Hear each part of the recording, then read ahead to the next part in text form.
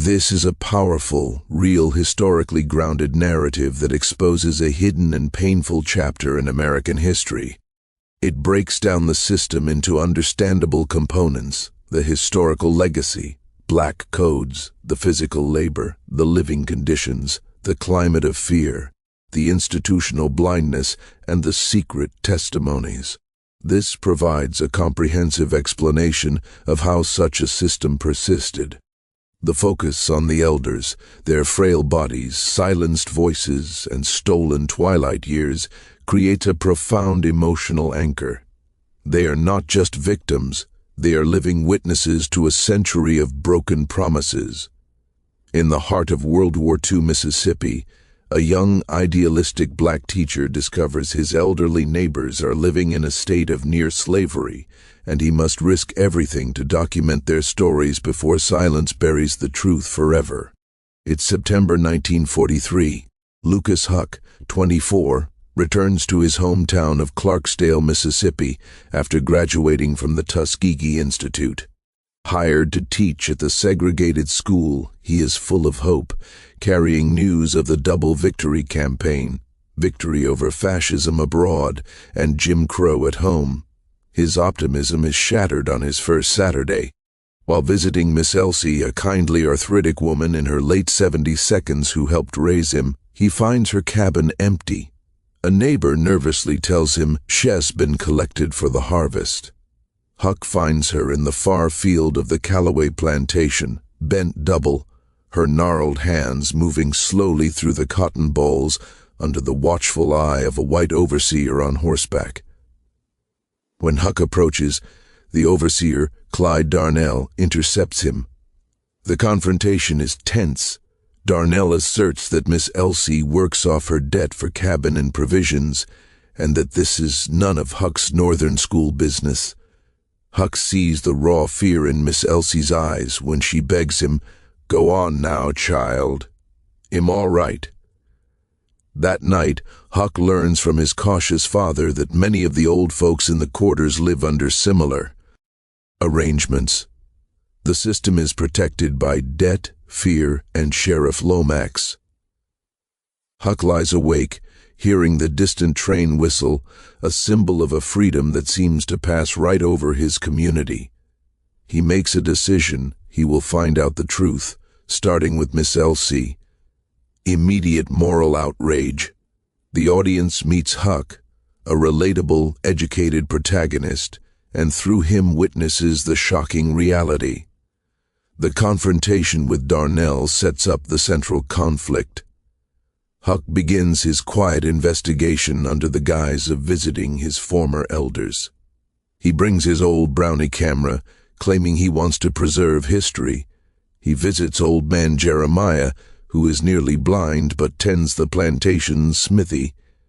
In the glow of the forge, Jeremiah speaks in riddles at first, then shows Huck the ledger where his debts are marked, a column of numbers that never decreases.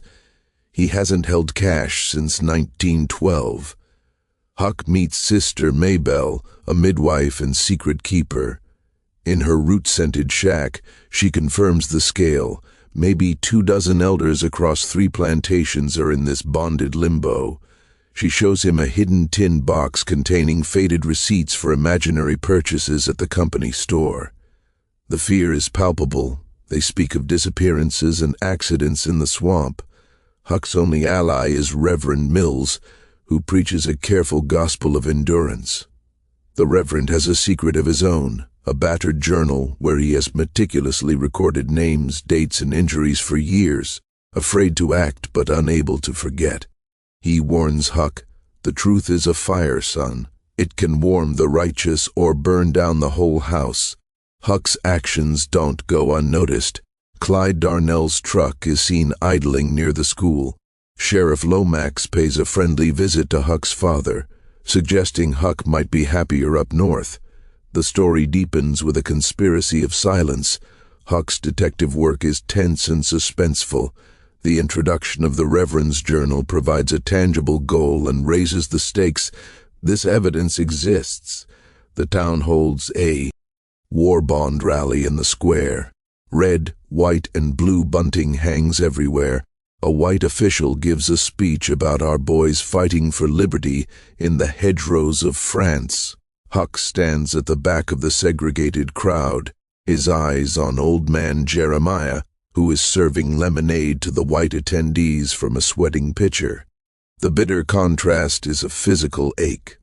Later, Huck tries to engage his students about the double victory. A bright girl named Leona asks, "My granddaddy can't leave Mr. Calloway's farm. Did we win that victory yet, Mr. Huck?" He has no good answer.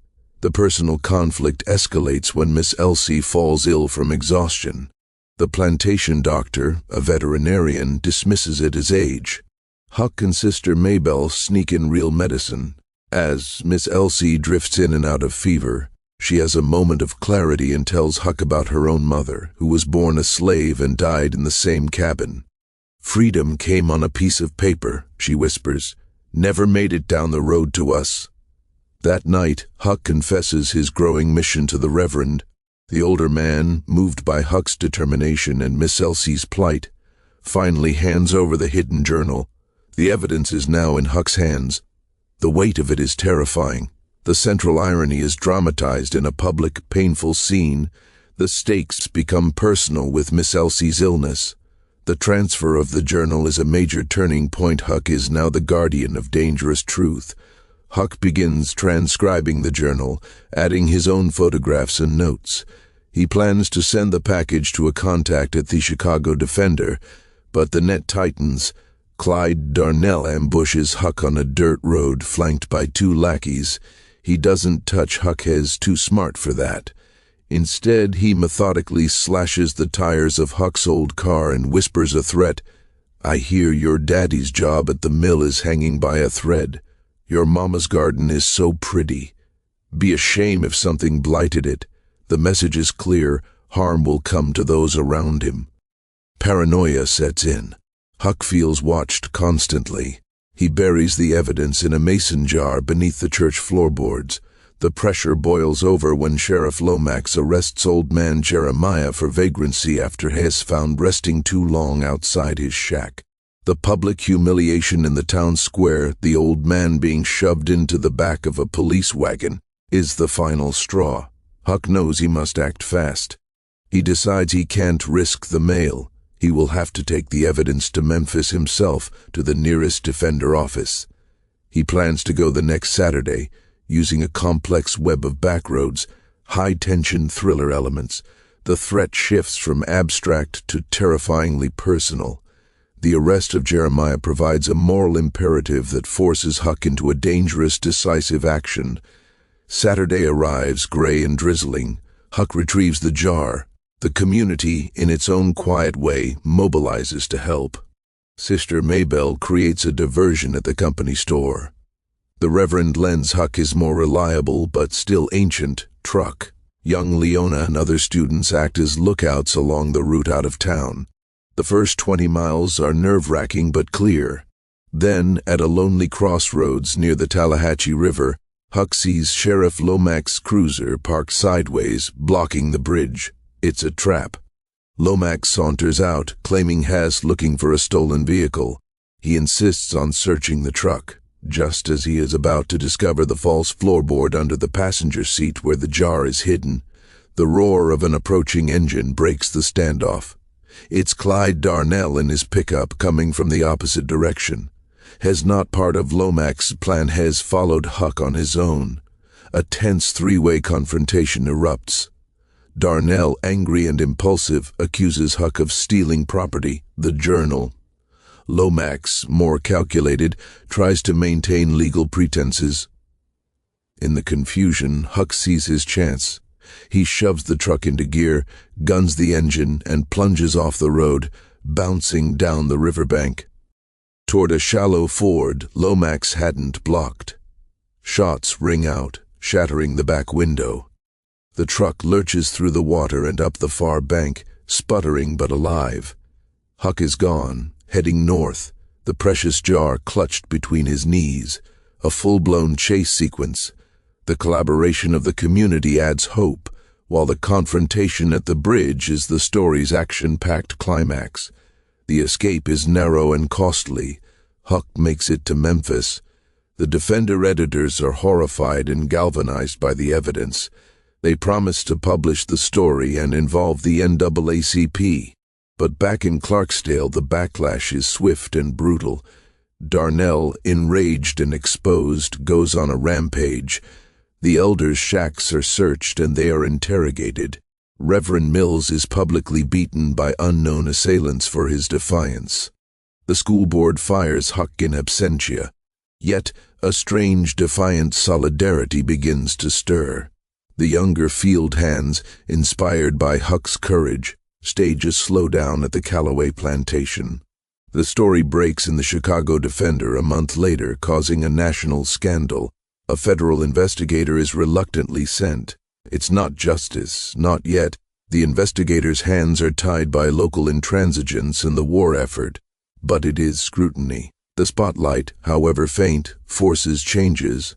Wages, however small, are suddenly found for the elders. Debts are mysteriously forgiven. The overt violence recedes. The epilogue is set in spring 1944. Huck, now working for the Defender in Chicago, receives a letter from Leona. It contains a pressed magnolia petal and a few lines. Miss Elsie sits on her porch now in the evening. She says to tell you she feels the sun. Jeremiah says his anvil doesn't ring so heavy. They remember you, we all do. Huck looks at the photograph on his desk, the one he took of Miss Elsie's hands, cradling a single cotton ball. The system isn't broken, but a crack has been made. The silence has been shattered. The last witnesses have been seen, and their truth is now part of the world. Emotional resolution. The cost of truth is shown, but so is its power. The focus returns to the elders, granting them a measure of dignity. The ending is bittersweet but hopeful, emphasizing the importance of memory and testimony. If this story of courage in the face of a hidden history moved you, share this video to honor the memories of those who endured. Subscribe to Tales of Slavery for more powerful, untold stories from the shadows of our past. We unearth the truth, one narrative at a time. Hit the bell icon so you never miss a chapter of history.